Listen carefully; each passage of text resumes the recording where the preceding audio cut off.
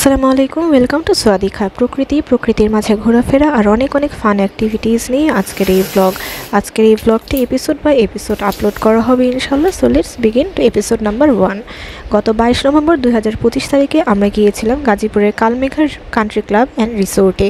সেখানে আমরা কখন গেলাম, কিভাবে গেলাম এবং কতক্ষণ থাকলাম তার সমস্ত কিছু নিয়ে ইনশাল্লাহ এই ব্লগটি সাজানো হবে।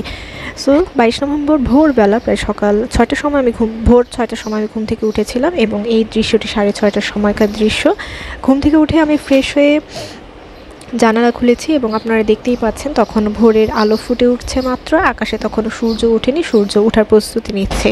সো এমন সময় আমার অনেক বেশি পছন্দ এই ভোরের সময়টিতে। এই ভোরের সময় যে পাখিদের যে কলতানটা থাকে, আমি ঘড়িতেও দেখাচ্ছি যে তখন 6:30 বাজে। পাখিদের কলতান, একটা সুন্দর একটা মিষ্টি বাতাস এই সময় থাকে। ভোরের যে প্রকৃতিটা আমার অনেক বেশি প্রিয়। সো যাদের ভোরবেলা ওঠার অভ্যাস আছে তারা জানেন যে সারাদিনের 24 ঘন্টার মধ্যে এই সময়টি সব থেকে বেশি সুন্দর সময়। সো আমি জানালা খুলে প্রকৃতির কিছু ভিডিও নিয়ে আমি চলে আসলাম কিচেনে।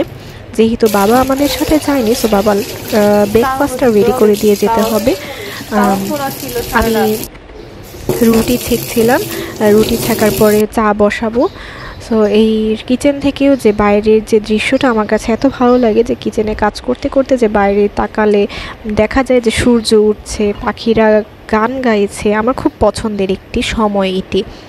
সো আমি রুটি ছেঁকছি তখন, এবং আমি আবারও বলি, আমরা গিয়েছিলাম গাজীপুরে কালমেঘা কান্ট্রি ক্লাব অ্যান্ড রিসোর্টে। আপনারা যারা ফ্যামিলি এবং ফ্রেন্ডদেরকে নিয়ে কোথাও ঘুরতে যেতে চান, ঢাকা থেকে একটু দূরে, ঢাকার মধ্যেই ফেলা যায়, আপনাদের জন্য এই কালমেঘা কান্ট্রি ক্লাব অ্যান্ড রিসোর্টটি হয়ে উঠতে পারে একটি সুন্দর একটি জায়গা। এই কান্ট্রি ক্লাব রিসোর্টটি একটু দূরে, একটু ভিতরে, গাজীপুরের অনেকটাই ভেতরে। এটাকে মনে হয়, আমি যতদূর জানি বা যতদূর আমার মনে পড়ে, সেটা হচ্ছে গাজীপুর শ্রীপুরের দিকে পড়েছিল। সো যারা এখানে ডে লংও কাটানো যায়, আবার থাকার ব্যবস্থাও আছে। আমরা প্রায় 16-17 জনের মতো গিয়েছিলাম। সো আমরা পুরো একটা রিসোর্ট ভাড়া নিয়েছিলাম ডে লংয়ের জন্য। আমরা সেখানে নাইট স্টে করিনি। সো আমরা সেখানে সারাদিন থেকেছিলাম এবং আমাদের যে বাংলোটি দেওয়া হয়েছিল অসাধারণ একটি বাংলো। 4টা বেডরুম আছে, ব্যালকনি আছে, অ্যাটাচড ওয়াশরুম আছে, ডাইনিং, ড্রয়িং সমস্ত কিছুই সেখানে দেওয়া এবং প্রাইভেট পুল পর্যন্ত আছে। সো আমরা কিন্তু কোনো অ্যাক্টিভিটিস মিস করিনি, কারণ এখানে অ্যাক্টিভিটিস মিস করার মতো কোনো জায়গাই নেই। যাই দেখছি তাই মনে হচ্ছে এটা করি ওটা করি। খুব খুব খুব সুন্দর একটি জায়গা। সো আমি হাইলি রেকমেন্ড করব এই জায়গাটিতে ঘুরে আসার জন্য। এবং এই রিসোর্ট অবশ্যই আমি বলবো যে যারা গ্রুপে যেতে চান তাদের জন্য অনেক ভালো জায়গা হয়ে উঠতে পারে। সো এই ভাজি সকালবেলা রুটি দিয়ে খাওয়ার জন্য ভাজি আম্মা আগের রাতেই বানিয়ে রেখে দিয়েছিল হেল্পিং হ্যান্ডের মাধ্যমে। সো আমি সেই ভাজিটা গরম করে নিলাম, রুটি ছেঁকে নিলাম। এখন এই যে ভ্যাকুয়াম যে ফ্লাস্কটা দেখতে পাচ্ছেন, এটা আমার পেজে আপনারা পেয়ে যাবেন, সোয়াদিকা পেজে। এখানে গরম এবং ঠান্ডা দুই ধরনেরই রাখা যায়। গরম অনেকক্ষণ গরম থাকে, প্রায় 12 ঘন্টার মতো গরম থাকে। ঠান্ডাটাও সেই 12 ঘন্টার মতোই ঠান্ডা থাকে। সো আপনারা যদি এটা কিনতে চান অবশ্যই আমার পেজে ইনবক্স করবেন। আমি চা ঢেলে রেখে আসলাম। এরপরে সমস্ত কিছু বাবার নাস্তা একদম রেডি করে আমি আমার রুমে চলে আসলাম। আমি এবার রেডি হব। আমার গায়ে যে জামাটা দেখতে পেয়েছেন, সেই জামাটা থাইল্যান্ড থেকে কেনা। এই জামাটি আম্মু আমাকে থাইল্যান্ড থেকে গিফট করেছে। সো আমি আমার পছন্দের জামাটি পরে নিলাম এবং এই জামাটা পরার জন্য আমি অনেক বেশি উসখুস করছিলাম যে আমি কবে পরবো।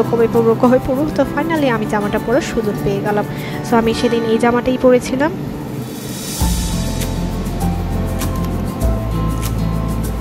সো সেদিন আমি এই জামাটাই পরেছিলাম এবং আমি কিছু সামান্য মেকআপ করে নিয়েছিলাম, যেহেতু একদম ভোরবেলা সকাল সময়। সো সেভাবে কোনো আমি একদম গাঢ় মেকআপ করিনি, জাস্ট ময়শ্চারাইজার দিয়ে নিচ্ছিলাম, সানস্ক্রিন দিচ্ছি, একটু ফাউন্ডেশন, একটু ফেস পাউডার আর লিপস্টিক, চোখের জন্য kajal and eyeliner. So that's my final look. এবং আমার সেদিনকার পরনে যা কিছুই ছিল সমস্ত কিছুই থাইল্যান্ডের। এবং এই সুন্দর আউটফিটগুলো যদি আপনারা পেতে চান অবশ্যই সোয়াদিকা পেজে ইনবক্স করতে হবে। এরপরে আমরা নিচে নেমে গেলাম। আমি তো নিচে নেমে দেখি সবাই আমাদের জন্য ওয়েট করছে। আমি লেট হয়ে গিয়েছিলাম রেডি হতে। সো এই তো আমাদের গাড়ি, and my final look is here. কেমন লাগছে সবাই একটু জানাবেন কমেন্টে। আমরা কোন ড্রাইভার সেদিন নেইনি, কেউ কারো ড্রাইভার নেইনি। আমাদের গাড়ি চালিয়েছিল আমার কাজিন শান্ত ভাইয়া চালিয়েছিল, এবং আমি ছিলাম কাকাদের গাড়িতে, আমার কাকার গাড়িতে ছিলাম।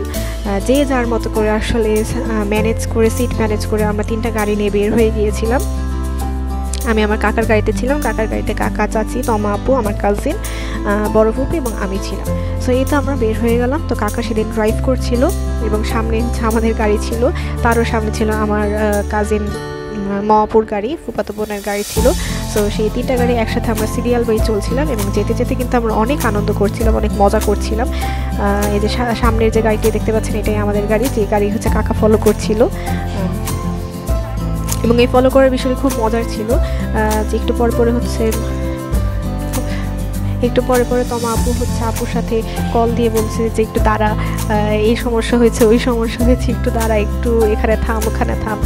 সো এগুলো করতে করতে হচ্ছে আমরা এলিভেটেড এক্সপ্রেসওয়েতে উঠে গেলাম, এবং আমি যে এত অবাক হয়েছি, শুধু আমি একাই না, আমরা সবাই অনেক বেশি অবাক হয়েছি যে এলিভেটেড এক্সপ্রেসওয়েতে সেদিন প্রচণ্ড জ্যাম ছিল।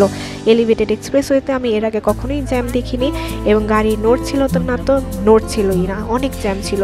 সো ফাইনালি জ্যাম পার করে আমরা আবারও রওনা দিলাম। গাড়িতে হচ্ছে আমরা গল্প করছিলাম, হাসাহাসি করছিলাম, আমরা তো এক দেশ থেকে আরেক দেশেও চলে যাচ্ছিলাম মানে গল্পের মাধ্যমে। সো আমার কাছে আমি কিন্তু খুব এনজয় করেছি, আমার কাছে অনেক বেশি ভালো লেগেছে। এবং এলিভেটেড এক্সপ্রেসওয়ে আসলে এত কাজের একটা জিনিস এবং অনেক উপকারী, আমার কাছে খুব ভালো লাগে এলিভেটেড এক্সপ্রেসওয়ে।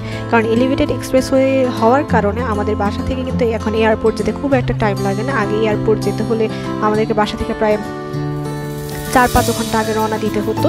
তো এখন একদম আধা ঘন্টা থেকে 45 মিনিটের মতো লাগে আমাদের বাসা থেকে এয়ারপোর্ট যেতে, এলিভেটেড এক্সপ্রেসওয়ে যদি আমরা ব্যবহার করি তাহলে। সো এলিভেটেড এক্সপ্রেসওয়েটা একটা কাজের জিনিস হয়েছে, আমি অবশ্যই বলবো। সেই তো আমাদের গাড়ি চলছে, সামনে হচ্ছে আমাদের গাড়ি, তার সামনে ছিল সংলাপ ভাইয়াদের গাড়ি, মানে মহাপদের গাড়ি, আমার কাজিনদের গাড়ি। সামনে এই তো গল্প করতে করতে আমরা চলে যাচ্ছি, এবং সামনে দেখতে পাচ্ছেন রেডিসন হোটেল, তার মানে আমরা এয়ারপোর্টের কাছাকাছি চলে এসেছি।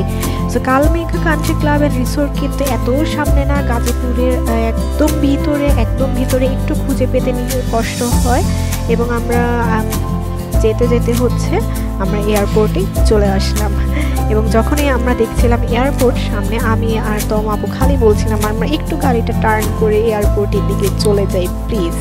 এবং এয়ারপোর্টে অনেক জ্যাম ছিল, এয়ারপোর্টের রাস্তাটা অনেক বেশি জ্যাম ছিল। সেদিন হয়তো এয়ারপোর্টে ভিড়টা হয়তো অনেক বেশি ছিল, যেহেতু আমরা এয়ারপোর্টের ভিতরে যাইনি, so we don't know, but রাস্তায় অনেক বেশি জ্যাম ছিল। সো এই তো এগুলো করতে করতে আমরা গাজীপুরের দিকে ঢুকে গেলাম। এরপর আমরা গাজীপুরের একটা রেস্টুরেন্টে থেমেছিলাম সকালে ব্রেকফাস্ট করার জন্য, কারণ আমরা কেউ ব্রেকফাস্ট করে বের হইনি, so we need to take breakfast. আর এই তো ঢাকার অদূরে আমরা গাজীপুরে পৌঁছে গেলাম। আজকের ব্লগ আমি এখানেই শেষ করছি। নেক্সট এপিসোডের জন্য অবশ্যই আমার ইউটিউব চ্যানেলটি সাবস্ক্রাইব করতে হবে, আমার Facebook page like and follow করতে হবে। টিল দেন, আল্লাহ হাফেজ অ্যান্ড স্টে টিউনড।